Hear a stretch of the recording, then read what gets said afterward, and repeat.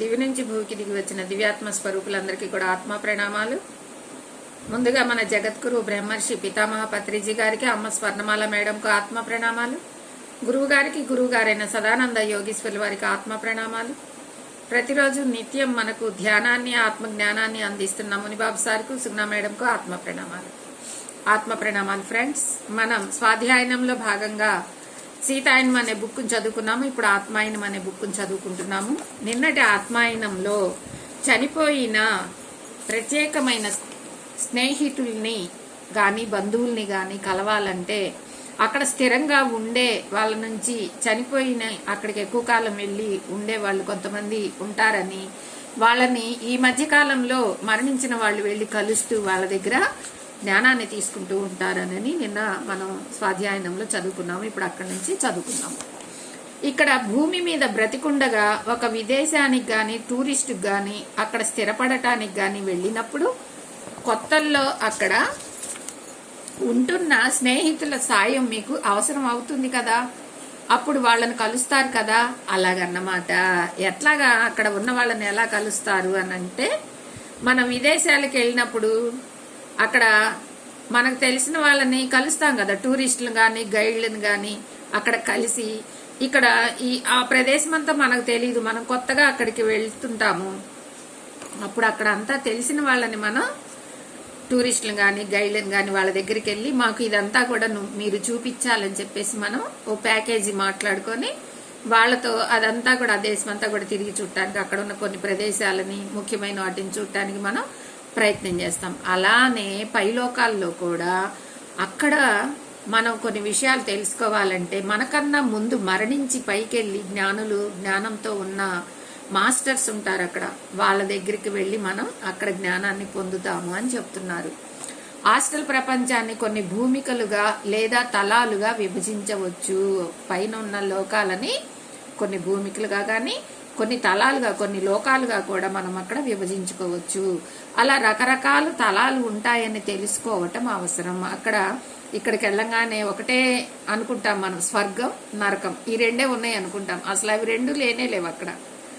మనం అనుకున్న రెండు లోకాలు అక్కడ ఉండనే ఉండవు. అవి మన భావాలోచనలోంచి వచ్చే, మనం ఆలోచన ఏదైతే ఆలోచన చేస్తామో వాటి వల్ల వచ్చే బాధలు, సంతోషమే తప్ప అక్కడ అసలు స్వర్గం అనేది కానీ, నరకం అనేది కానీ ఏది ఉండదు. కానీ పైన రకరకాల తలాలు ఉంటాయట, రకరకాల లోకాలు ఉంటాయట, అవి మాత్రం నిజమని చెప్తున్నారు. లేకపోతే అసలు అక్కడి విధానం ఎలా ఉంటుందో నీకు ఎప్పటికీ అర్థం కాదు. అలా లోకాలు లేకపోయినట్టయితే నీకు ఏంటో అసలుకి అర్థమే కాదు, ఏం జరుగుతుందో కూడా నువ్వు తెలుసుకోలేవు. చాలా మంది గురువులు ఈ విషయాన్ని ఎలా విశదీకరిస్తారు అనంటే, హాస్టల్ ప్రపంచంలో అతి సాంద్రత గల తలాన్ని నేల మీద నిలబడినప్పటికీ పరిస్థితుల లాంటివని అర్థం చేసుకోమంటారు. అక్కడ గురువులు మనకి దాన్ని ఎట్లా చెప్తారంటే, ఆ తలాల గురించి మనకి ఎలాగా వివరిస్తారు అనంటే, హాస్టల్ ప్రపంచంలో అతి సాంద్రత గల తలాన్ని నేల మీద నిలబడినప్పటి పరిస్థితుల లాంటివని అర్థం చేసుకోమంటారు. ప్రపంచంలో అతి సాంద్రత అంటే ఎక్కువ నీటి శాతం ఉన్నాయి ఏదైతే ఆ భూమి, ఆ తలం అయితే ఏదైతే ఉంటుందో అలాంటిదని తెలుసుకోమంటారంట. ఈ భూమికలో ఉన్న ప్రతిదాని ప్రతిరూపం భౌతిక ప్రపంచంలో కూడా ఉంటుంది. ఆ తలంలో అంటే ఆ లోకంలో ఉన్న ప్రతిరూపం, అక్కడ కనిపించేది ప్రతి ఒక్కటి కూడా మన భూలోకంలో కూడా అవే ఉంటాయి అన్నమాట. అంటే మనం ఇక్కడ అయితే మనం చూస్తూ ఉన్నామో పైన కూడా అవే ఉంటాయి అన్నమాట. అవే మనకు కనపడుతూ ఉంటాయి. భౌతిక ప్రపంచంలో ఒక ఊరు కానీ, ఒక బిల్డింగ్ కానీ ఉంటే దాని ప్రతిరూపం హాస్టల్ పదార్థంతో చేయబడి అక్కడ ఉంటుంది. ఇక్కడ భారతదేశంలో మనం ఉన్నాం, సేమ్ భారతదేశం అక్కడ కూడా ఉంటుంది. మనకి బిల్డింగ్ ఏదైతే మనము ఇక్కడ ఏ బిల్డింగ్ లో అయితే ఉంటున్నామో అలాంటి బిల్డింగ్ అక్కడ కూడా ఉంటుంది. మన ఊరు అనుకుంటాము, ఆ ఊరు కూడా అక్కడ ఉంటుంది. నేల అనుకుంటాం, ఆ నేల కూడా అక్కడ ఉంటుంది. నీళ్లు అనుకుంటాం, ఆ నీళ్లు కూడా అక్కడ ఉంటాయి. అంటే మనం ఇక్కడ ఈ భౌతిక ప్రపంచంలో ఏదైతే మనం అనుభవించి మన చుట్టూ ప్రపంచాన్ని మనం ఏదైతే చూస్తూ ఉన్నామో అలాంటి ప్రపంచమే ఆ పైతలాల్లో కూడా ఉంటుంది అని చెప్తున్నారు గురువులు.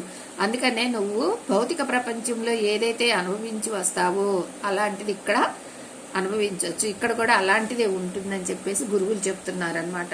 నువ్వు హాస్టల్ శరీరంతో హాస్టల్ ప్రపంచంలోకి వచ్చినప్పుడు అది నీకు స్పష్టంగా కనపడుతుంది. మనము ఈ భౌతిక శరీరంలో ఉండి కూడా దీనిని మనం నిరూపించుకోవచ్చు.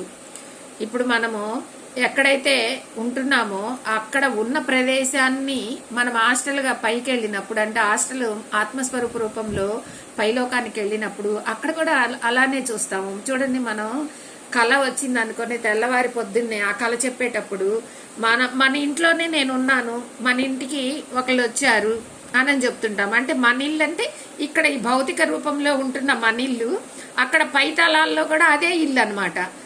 ఆ ఇంట్లోనే నేనున్నాను, అక్కడ బెడ్ మీద పడుకొని ఉన్నాను, అప్పుడు నా కోసం ఒక మాస్టర్ వచ్చారు, నన్ను తట్టి లేపారు అని చెప్తాం. అంటే ఎక్కడున్నాం మనం ఉన్నది ఇక్కడే, కానీ ఇదే ఇల్లు అక్కడ కూడా ఉంది.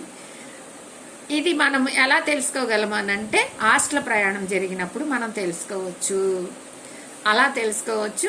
ఇంకా వేరే వేరే ప్రదేశాలు కూడా మనం అక్కడికి వెళ్ళి కూడా చూసి అలాంటివే, అంటే ఇక్కడ ఈ భూప్రపంచంలో ఉన్న ఏ అయితే ఉంటాయో, ఈ ప్రపంచంలో ఏ ఏ దృశ్యాలైతే ఉంటాయో, ఏ అయితే వస్తువులు ఉంటాయో అవన్నీ కూడా మనం పైలోకాల్లో తలాల్లో మనం చూడవచ్చు అని చెప్తున్నారనమాట గురువులు.